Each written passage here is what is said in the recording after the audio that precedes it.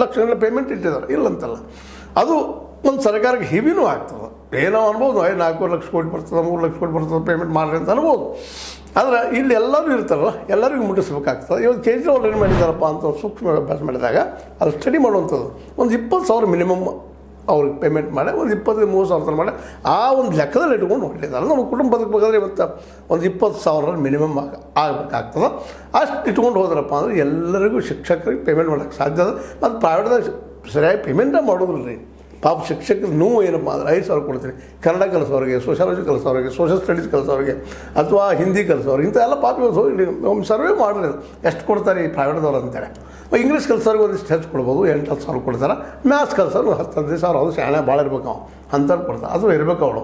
ಅಂಥವ್ರಿಗೆ ಒಂದು 10-15,000 ಕೊಡ್ತಾರೆ. ಉಳಿದವ್ರು ಇಲ್ಲಿ ಯಾರಿಗೂ ಇಲ್ಲ ಶಿಕ್ಷಕರ ಶಿಕ್ಷಣದಲ್ಲಿ. ಮತ್ತು ಲೆಕ್ಚರ್ಗಳಂತೆ ಒಂದು ಪಿಲ್ಲೆಗೆ 500-400 ಕೊಡ್ಬೋದು ಹೋಗಿಬಿಡ್ತಾರೆ. ಹೀಗಾಗಿ ಇಡೀ ಶಿಕ್ಷಣ ಕ್ಷೇತ್ರ ಅಧ್ವಾನ ಆಗಿದೆ. ನಾವು ದಡ್ಡರ ಪಡಿಗಳಾಗ್ತಾ ಇದ್ದೀವಿ. ನಮ್ಮಲ್ಲಿ ವೈಜ್ಞಾನಿಕತೆ ಬೆಳೀತಾ ಇಲ್ಲ, ವೈಚಾರಿಕತೆ ಬೆಳೀತಾ ಇಲ್ಲ. ಅಂದರೆ ಬೆಳೆಸ್ಬೇಕಂತ ಇವತ್ತು ಸರ್ಕಾರಗಳಿಗೂ ಮನಸ್ಸಿಲ್ಲ. ಅದರಲ್ಲಿ ಸಿದ್ದರಾಮಯ್ಯರೊಳಗೆ ಒಂದು ಮಧ್ಯದಾಗೆ ಈ ಒಂದು MSP ಮಾಡೋಕ್ಕೆ ಸಾಧ್ಯ ಅವ್ರು ಕಾನೂನು ಮಾಡಿಬಿಟ್ಬಿಡುವಂಥ. ಮುಂದೆ ಏನೂ ಮಾಡಲ್ಲ. ಮಧ್ಯದಾಗೆ ಕಾನೂನು ತೆಗೆದೋಗಿದ್ದು, ಈಗ ತೆಗೆದೋಗಿದಾರೆ ಸೆಂಟ್ರಲ್ದಾಗ, ನೀವು ತೆಗೆದೋಗಿರಿ. ಅದ್ರ ನಂತರ ಮುಖ್ಯ MSP ಕಾನೂನು ಮಾಡಿ, ಇದ್ರ ಜೊತೆಗೆ ಫ್ರೀ ಶಿಕ್ಷಣ ಎಲ್ಲರಿಗೂ ಮಾಡುವಂಥದ್ದು ಮಾಡಿದರೆ ಭಾಳ ಯೋಗ್ಯ ಆಗ್ತದೆ. ಕೊನೆಗಾಲದಲ್ಲೇ ಇದ್ದಂತಹ ಸಿದ್ದರಾಮಯ್ಯ ಒಂದು ರಿಕ್ವೆಸ್ಟ್ ಜನಪರವಾಗಿ, ಯಾಕಂದರೆ ಜನರಿಗೆ ಬೇಕಾಗಿದ್ದದು ಶಿಕ್ಷಣ ಮತ್ತು ಜೊತೆಗೆ ರೈತರಿಗೆ MSP ಕೊಟ್ಟರಪ್ಪ ಕಾನೂನು ರೂಪದಲ್ಲ, ಒಂದಿಷ್ಟು ಇನ್ನೊಟ್ಟು ಹೆಚ್ಚಿನ ಒಳ್ಳೆಯ ಆರ್ಥಿಕ ವ್ಯವಸ್ಥೆ ಪ್ರಬಲ ಆಗ್ಬೋದು. ಮತ್ತು ಔಷಧ ಗುಳಿಗೆ ಇವುಗಳನ್ನು ಸಹಿತ ಇನ್ನಷ್ಟು ಎಲ್ಲರಿಗೂ ಫ್ರೀಯಾಗಿ ನಮ್ಮ ಕೇಜ್ರಿವಾಲ್ ಮಾಡಿದ್ರಂತೂ ನಮ್ಮ ಕರ್ನಾಟಕದ ಇತಿಹಾಸ ನಿಶ್ಚಿತವಾಗಿಯೂ ಸಿದ್ದರಾಮಯ್ಯ ಉಳಿದ್ರಲ್ಲಿ ಯಾರು ಮಾತಿಲ್ಲ. ಇನ್ನು ಮುಂದಿನವ್ರು ಯಾರು ಬರ್ತಾರೆ. ಸತೀಶ್ ಅವ್ರ ಶಕ್ತಿ ಇದ್ದರೆ ಅವ್ರ ಮೇಲೆ ಬರ್ತಾರೆ, DK ಅವ್ರು ಬಂದರೆ ಅವ್ರು ಮುಖ್ಯಮಂತ್ರಿ ಆಗ್ತಾರೆ, ಇನ್ನೊಬ್ಬರು ಇದ್ದರೆ ಯಾರೋ ಬರ್ತಾರೆ.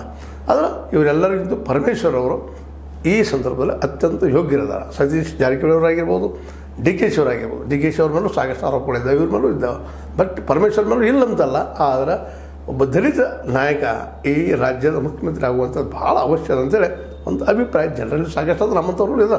ಆದರೆ ಆಗೋದು ಅದು ಸಿದ್ದರಾಮಯ್ಯ ಮೇಲೆ ಇರ್ತದೆ. ಯಾಕಂದರೆ ಅವರು ಚುನಾವಣೆ ಎಲೆಕ್ಷನ್ ದೂರ ಹೋಗಿರ್ಬೋದು, ಬಟ್ ರಾಜಕೀಯವಾಗಿ ನಿಶ್ಚಿತವಾಗಿ ಇರ್ತಾರೆ. ಅಂಥವ್ರನ್ನ ಸಲಹೆ ಸೂಚನೆ ಕಾಂಗ್ರೆಸ್ಗೆ ಕೊಡ್ತಾ ಹೋದ್ರೆ ಕಾಂಗ್ರೆಸ್ ಮುಂದಿನ ದಿನದಲ್ಲಿ ಒಬ್ಬ ಪ್ರಬಲ ಪ್ರತಿಸ್ಪರ್ಧಿ RSSಗೆ ಆಗ್ಬೋದು ಅಂತೇಳಿ ಈ ಸಂದರ್ಭದಲ್ಲಿ ಹೇಳ್ತಾ, ಇದು ನಿಮ್ಗೆ ಲೈಕ್ ಮಾಡಿ, ಶೇರ್ ಮಾಡಿ, ಕಮೆಂಟ್ ಮಾಡಿ, ಜೊತೆಗೆ ಸಬ್ಸ್ಕ್ರೈಬ್ ನಿಲ್ಲಿಸಲು ಹೋಗ್ಬಾರ್ದು ಅಂತ ಹೇಳ್ತಾ, H16 ನ್ಯೂಸ್ ಇದು ಸತ್ಯದ ಕೈಗನ್ನಡಿ. ವಂದನೆಗಳು.